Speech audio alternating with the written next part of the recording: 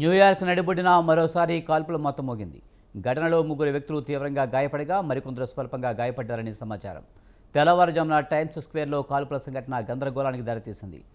West 44 street 7వ avenue మధ్య కూడలిలో నేడు తెల్లవారుజామున 1:20 కాల్పులు జరిగాయని న్యూయార్క్ పోలీసు డిపార్ట్మెంట్ ధృవీకరించింది.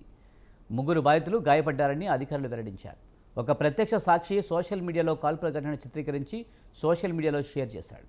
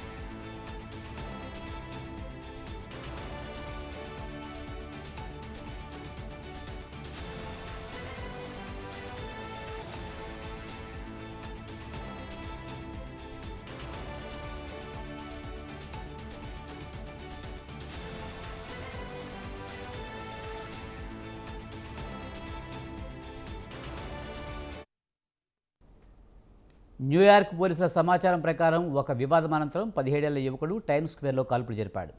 ఈ ఘటనలో 18 ఏళ్ల యువతి, 19 ఏళ్ల యువకుడు, 65 ఏళ్ల వ్యక్తి గాయపడ్డాడు. రద్దీగా ఉండే ఈ పర్యాటక ప్రాంతంలో కాల్పులు జరగడం తీవ్ర కలకలం సృష్టిస్తుంది.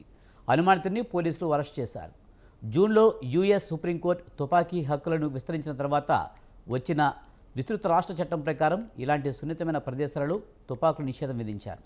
టైమ్స్ స్క్వేర్ను తుపాకీ రహిత జోన్గా మార్చారు. కాగా తాజా ఘటనతో ప్రముఖ పర్యాటక ప్రాంతం టైమ్స్ స్క్వేర్ ఒక్కసారిగా ఉలిక్కిపడింది.